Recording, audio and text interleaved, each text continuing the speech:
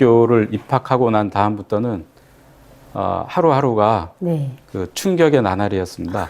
제가 중학교, 고등학교 다닐 때만 하더라도 그 5.18 그 광주 민주화 운동이라든가 또는 제주도에서 있었던 4.3 사건이라든가 네. 이러한 것들은 전혀 이제 언급되기 힘든 그러한 일들이었는데, 그리고 이제 4.3 같은 경우도 단순하게 어떤 빨갱이가 내려와서 큰 사건을 저지르고 갔다 하는 그런 식으로만 이렇게 알고 있었습니다. 네. 근데 처음에는 대자보를 통해서 접했고요. 그 다음 책을 여러 권 읽으면서 네. 학교에서 이제 보고 들었던 내용과는 큰 차이가 있어서 굉장히 많은 충격을 받았고, 이제 이 세상의 진실이란 무엇인가에 대해서 많은 고민을 하게 됐었습니다. 이 정도 가시면 보통은 이제 네. 학교를 마치면 집에를 안 가잖아요. 네, 그렇습니다. 잔디밭에 선배들 붙잡고 네. 선배, 네. 이 세상이 이렇게 돌아가는 게 맞아? 네, 나랑 술 한잔 하면서 얘기 좀 해봐. 이렇게 하지 않았을까요? 네, 맞습니다. 네, 얘기 좀 더 해주세요. 이제 친구들이 전부 다 이상한 겁니다. 이상해요, 친구? 예, 왜 이렇게 수업을 조용히 이렇게 듣지? 나가서 이제 그때는 학생 운동이 굉장히 이제 많이 이렇게 활발히 있었던 때인데, 우리도 밖으로 나가서 해야 되는데 왜 이렇게 다들 조용히 있을까? 이런 생각을 하면서 책을 몇 권 더 많이 읽었었습니다. 이제 제주 4.3에 대한 책들도 네. 몇 권 읽었었고, 어떤 그런 급변하는 사회 현상의 어떤 그 이해를 돕기 위해서 참 많은 책들을 접하셨지 않을까. 네, 맞습니다. 네. 그 여러 선배님들도 만나고 이야기를 많이 나누었지만은 책을 읽음으로써 좀 더 이제 정확하고 좀 더 신빙성 있는 그런 그 사실에 접근할 수 있어서 네. 책을 읽는 쪽을 많이 택했습니다. 그리고 이제 또 이것이 개벽이다라는 책을 접하면서 네. 또 굉장히 많은 충격을 받았었습니다. 자꾸 네. 이제 제가 충격 이야기를 하니까 이제 어떤 그 느낌이 오실지 모르겠습니다.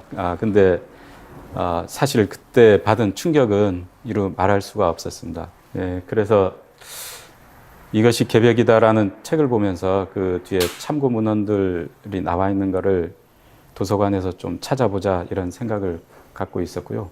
특히 그때의 현대물리학과 동양사상이라는 책을 읽으면서 기존에 제가 배우고 공부해 왔던 이 세계와는 네.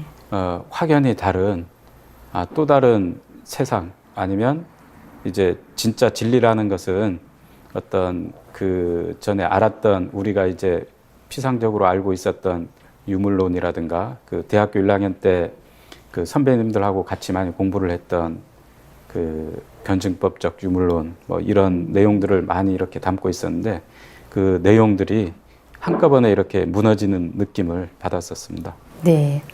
혹시 과학을 전공하셨나요? 예, 맞습니다. 과학교육과를 나왔습니다. 이제 그런데 관심이 많다 보니까 이제 더욱더 아마 진리적인 충격이 컸던 것 같습니다. 네. 아까 이제 그 현대 물리학 말씀하셨잖아요. 네, 거기에 대해서 조금만 더 설명해 주세요. 모든 입자는 이제 우리가 얘기하는 모든 소립자, 뭐 전자라든가 뭐 그런 소립자들은 그 입자성과 파동성의 두 가지 성질을 동시에 갖는다는 내용이었습니다. 이게 어떤 의미냐면은 우리 서로는 각각 이렇게 따로 이렇게 떨어져 앉아 있습니다. 네. 이게 바로 입자성입니다. 우리는 서로 독립해 있는 개체입니다.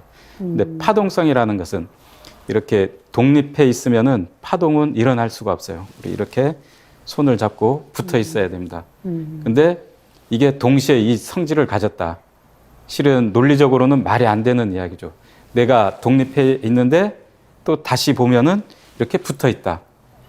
이게 이제 아무리 생각을 해도 말이 안 되는 소리인데, 증산도의 진리 책을 읽으면서 네. 거기에 보면 무극, 태극, 환극을 설명해 놓은 부분이 있어요. 그 제 1장 부분인데, 그 부분을 설명하는 데 있어서 태극을 설명하는데, 거기에 놀랍게도 이제 여러 과학 이론들이 같이 이렇게 설명이 되어져 있는 것이었습니다. 네. 근데 그 태극의 성질이 그러한 성질들을 동시에 갖고 있다.